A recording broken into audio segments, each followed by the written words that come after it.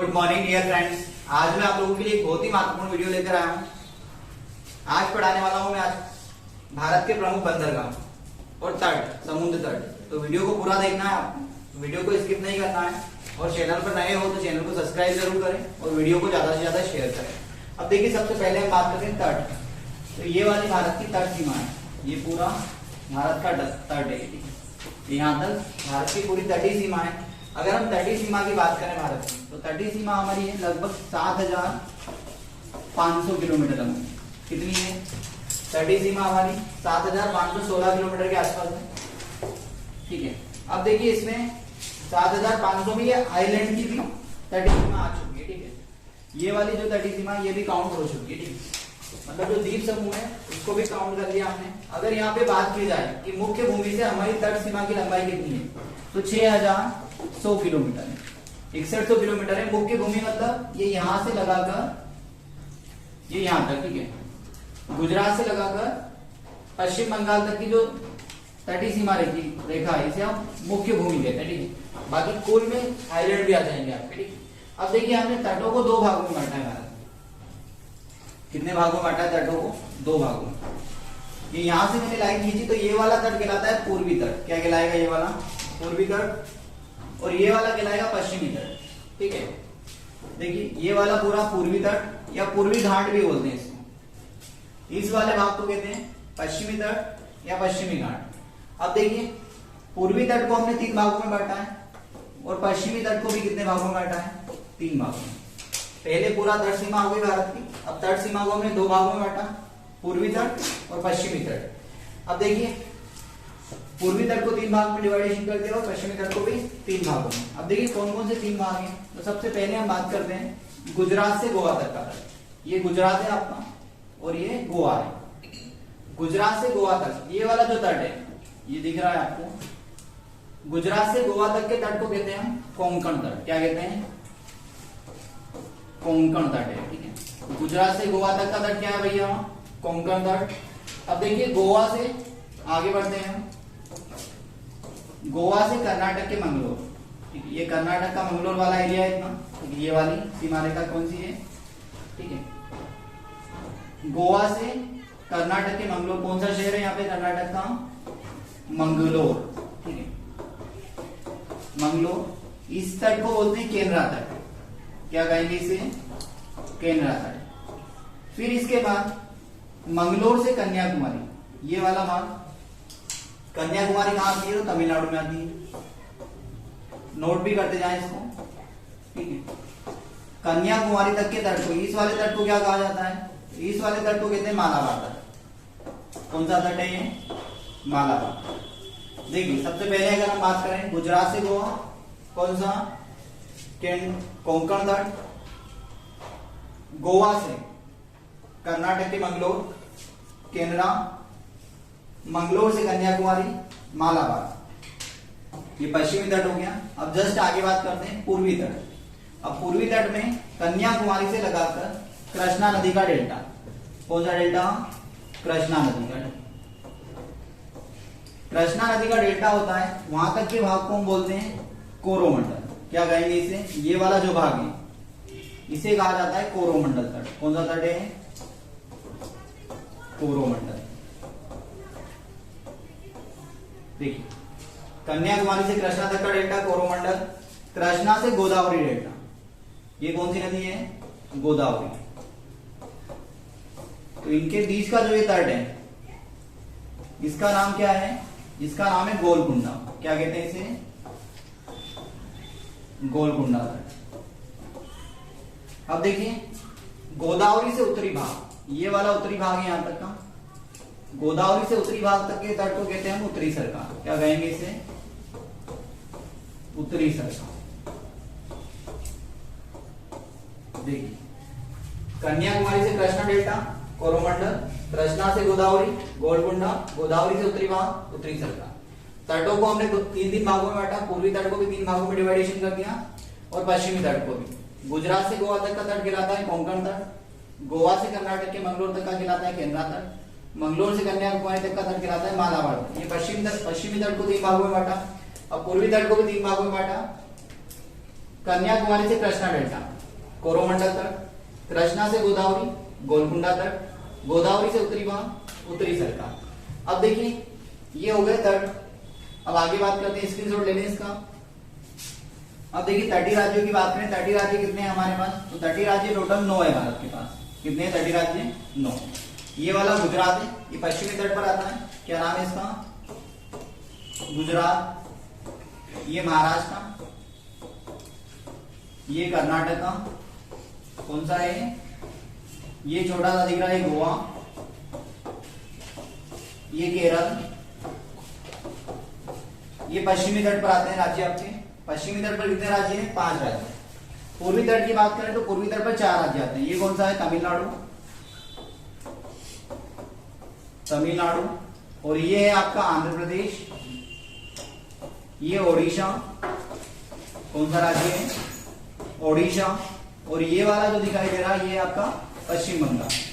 तो ये 4 राज्य कौन से हो गए आपके? पूर्वी तट पर और 5 पश्चिमी तट पर। अब देखिए आगे बढ़ते हैं, भारत के अगला टॉपिक पढ़ेंगे अब हम भारत के प्रमुख बंदरगाह। तो वीडियो को लाइक जरूर करें और वीडियो को ज्यादा से ज्यादा शेयर भी करें आप, और चैनल पर नए हो तो चैनल को सब्सक्राइब भी जरूर करें।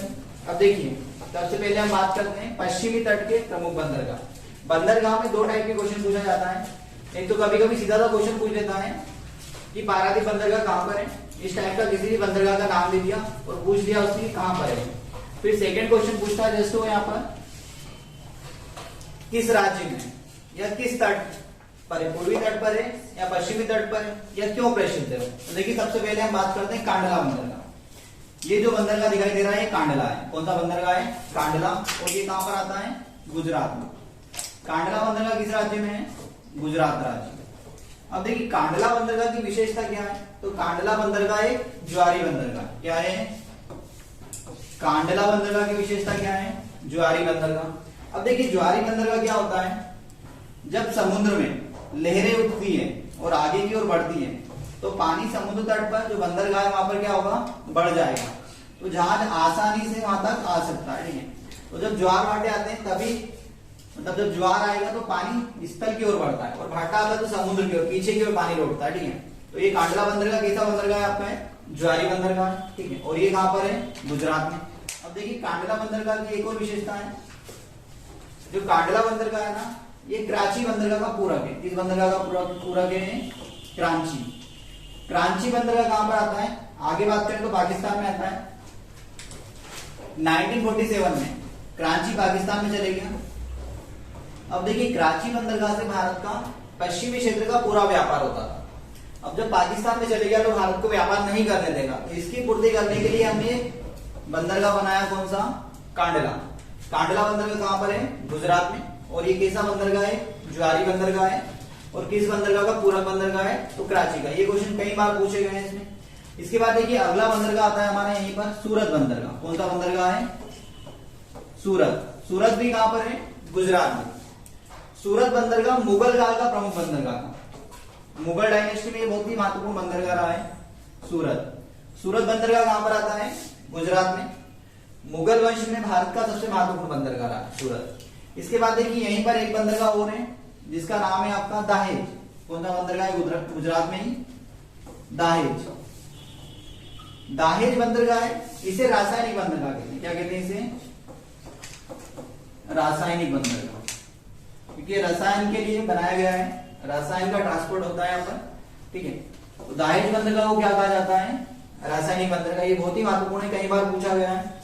इसके बाद देखिए अगला बंदरगाह है हमारा मुंबई बंदरगाह। मुंबई बंदरगाह कहां पर है? तो महाराष्ट्र में। मुंबई कहां पर आता है? महाराष्ट्र में आता है। मुंबई बंदरगाह किस राज्य में है? महाराष्ट्र में। और ये भारत का सबसे बड़ा बंदरगाह है। मुंबई बंदरगाह की विशेषता क्या है?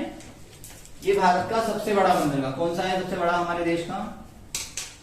मुंबई बंदरगाह। ये महाराष्ट्र में।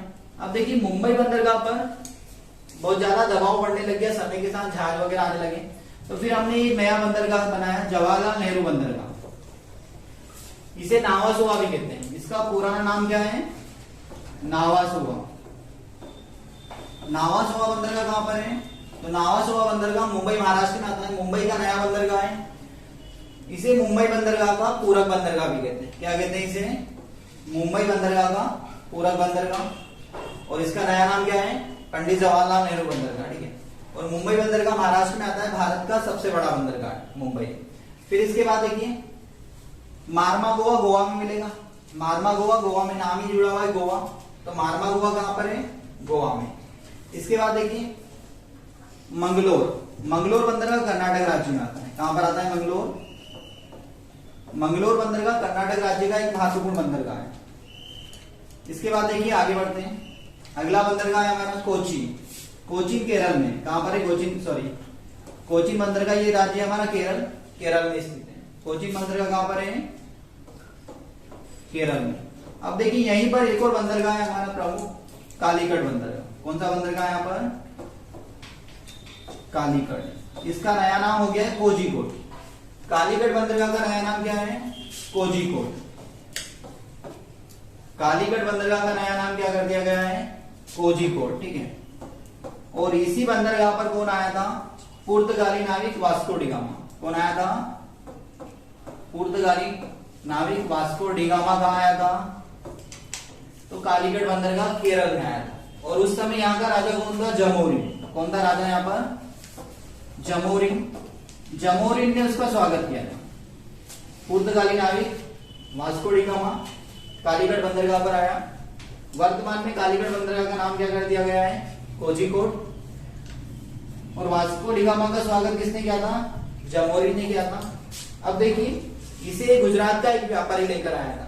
ये अरब सागर में भटक जाता है, इसकी बकरी खो जाती है अरब सागर में, मिल नहीं पाती है, तो फिर इसको कौन पकड़ के लाया था, गुजरात का एक व्यापारी था मजीद कर, वो लेकर आता है इसको केरल, और वहां के राजा इसका स्वागत करते हैं। जब इसका स्वागत कर रहे थे तब अरब व्यापारी ने इसका विरोध किया था, क्योंकि इसके पहले तक यूरोप से पूरा व्यापार अरब के माध्यम से होता था, ठीक है। तो अरब के व्यापारी ने इसका विरोध किया था। अब देखिए इसके बाद आगे बढ़ते हैं। ये सारे बंदरगाह कौन से तट पर आते हैं, पश्चिमी तट पर। अब पूर्वी तट के बंदरगाह की बात करें कि यहां पर आता है तूतीकोरिन। कौन सा बंदरगाह है, तूतीकोरिन। तूतीकोरिन बंदरगाह तमिलनाडु में। कहां पर है तूतीकोरिन, तमिलनाडु में आता है। तूतीकोरिन तमिलनाडु राज्य में। कहां पर है तूतीकोरिन, तमिलनाडु राज्य में आता है। तमिलनाडु का प्रमुख महत्वपूर्ण बंदरगाह है, तमिलनाडु का महत्वपूर्ण बंदरगाह है तूतीकोरिन। अब देखिए तूतीकोरिन का नया नाम क्या है, चिदम्बरम। क्या नाम है इसका, चिदम्बरम। चिदम्बरम इसका नया नाम है। अब देखिए इसके बाद अगला बंदरगाह है हमारा चेन्नई। चेन्नई बंदरगाह भी कहां पर है, तमिलनाडु में। चेन्नई बंदरगाह कहां पर आता है, तमिलनाडु में। यह भारत का दूसरा बड़ा बंदरगाह है वर्तमान में। चेन्नई बंदरगाह तमिलनाडु में आता है और भारत का दूसरा सबसे बड़ा बंदरगाह। देखिए चेन्नई के पास में एक और बंदरगाह है ऊपर थोड़ा सा, जिसका नाम है इन्नौर बंदरगाह। कौन सा बंदरगाह है, इन्नौर बंदरगाह। इन्नौर बंदरगाह जो है आपका, ये भी तमिलनाडु में, और इसका नया नाम है कामराज बंदरगाह। क्या नाम है इसका, कामराज बंदरगाह नाम कर दिया है इसका, ठीक है। इन्नौर बंदरगाह का नया नाम क्या कर दिया गया है, कामराज बंदरगाह। और ये कहां पर है, ये भी तमिलनाडु में। अब देखिए इसके बाद अगला है विशाखापट्टनम। ये आता है आंध्र प्रदेश। विशाखापट्टनम बंदरगाह कहां पर है, आंध्र प्रदेश में। विशाखापट्टनम कहां पर है, आंध्र प्रदेश में आता है। अब देखिए भारत का सबसे सुरक्षित बंदरगाह कौन सा है, तो विशाखापट्टनम बंदरगाह। भारत का सबसे सुरक्षित बंदरगाह कौन सा है, विशाखापट्टनम। अब देखिए ये कौन सी पहाड़ी से सुरक्षित है, जैसे ये बंदरगाह है यहाँ पर, तो इसके आगे इस टाइप की एक पहाड़ी है, ठीक है, जिसका नाम है डॉल्फिन नोज। क्या नाम है इस पहाड़ी का, डॉल्फिन नोज पहाड़ी है, उससे ये सुरक्षित बंदरगाह। तो भारत का सबसे सुरक्षित बंदरगाह कौन सा है, विशाखापट्टनम। अब देखिए इससे क्या होता है, कोई भी जहाज आता है तो वो इधर से होकर इसके अंदर प्रवेश कर जाता है, और जो समुद्र में लहरें आती हैं उन लहरों से इसे कोई हानि नहीं होती है। इसके कारण भारत का सबसे सुरक्षित बंदरगाह है विशाखापट्टनम।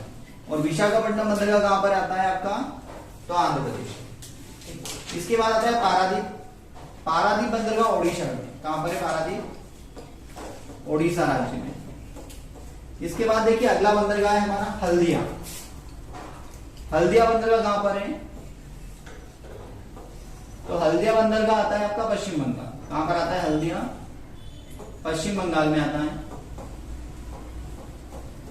हल्दिया बंदरगाह पश्चिम बंगाल राज्य में आता है। और ये कोलकाता का पूरक है। किसका पूरक है? कोलकाता बंदरगाह पर दबाव ज्यादा बढ़ने लग गया, तो उसके दबाव को कम करने के लिए हमने इसे बनाया। हल्दिया बंदरगाह कहां पर है? कोलकाता में, पश्चिम बंगाल राज्य में आता है। और कोलकाता बंदरगाह का पूरक बंदरगाह है। इसके बाद नेक्स्ट है हमारा कोलकाता बंदरगाह। ये कहां पर है? तो ये आता है पश्चिम बंगाल। कोलकाता बंदरगाह कहां पर है? पश्चिम बंगाल में। और ये हुगली नदी पर है। कौन सी नदी पर है?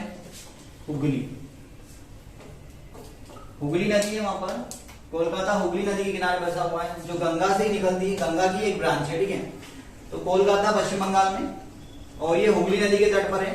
और ये नदी पर बना हुआ बंदरगाह है भारत का। अब देखिए, ये भारत के प्रमुख बंदरगाह है। इसके बाद ये भारत के प्रमुख बड़े बंदरगाह है। लगभग भारत की बात करें तो भारत में 185 बंदरगाह है। कितने बंदरगाह हैं? 185 बंदरगाह है टोटल हमारे देश में, छोटे बड़े, ठीक है।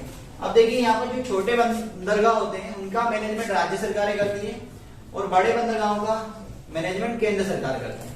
अब इसके बाद अगर सीधा सा क्वेश्चन आ जाएगा भी कि केंद्र शासित प्रदेश का सबसे बड़ा बंदरगाह कौन सा है, तो केंद्र शासित प्रदेश का सबसे बड़ा बंदरगाह है पोर्ट ब्लेयर। कौन सा है?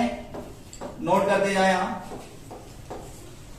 केंद्र शासित प्रदेश का सबसे बड़ा बंदरगाह पोर्ट ब्लेयर। कौन सा है केंद्र शासित प्रदेश में सबसे बड़ा?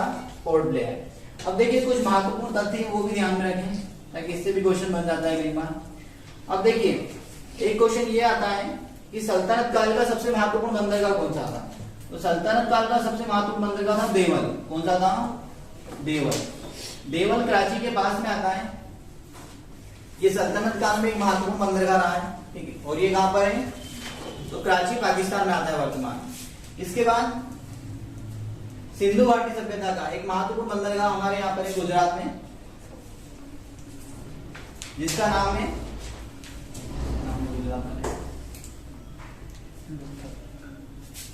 लोथल। कौन सा बंदरगाह यहाँ पर? लोथल बंदरगाह कहां पर है? गुजरात में। और ये भारत का महत्वपूर्ण बंदरगाह था सल्तनत। लोथल बंदरगाह हड़प्पा सभ्यता का महत्वपूर्ण बंदरगाह है। और ब्रिटिश शासनकाल में सबसे महत्वपूर्ण बंदरगाह रहा है मुंबई बंदरगाह। ब्रिटिश शासनकाल में भारत में सबसे महत्वपूर्ण बंदरगाह कौन सा था? मुंबई बंदरगाह। बड़े बंदरगाहों का मैनेजमेंट केंद्र सरकार करती है, और छोटे बंदरगाहों का मैनेजमेंट राज्य सरकार करती है। स्क्रीनशॉट लेना चाहे तो ले सकते हैं आप इसका। ये भारत के प्रमुख बंदरगाह हो गए, और भारत के प्रमुख तटीय राज्य भी हो गए, ठीक है। इस वीडियो को ज्यादा से ज्यादा शेयर करना है आपको, और चैनल पर नए हो आप तो चैनल को सब्सक्राइब जरूर करें और वीडियो को लाइक जरूर करें।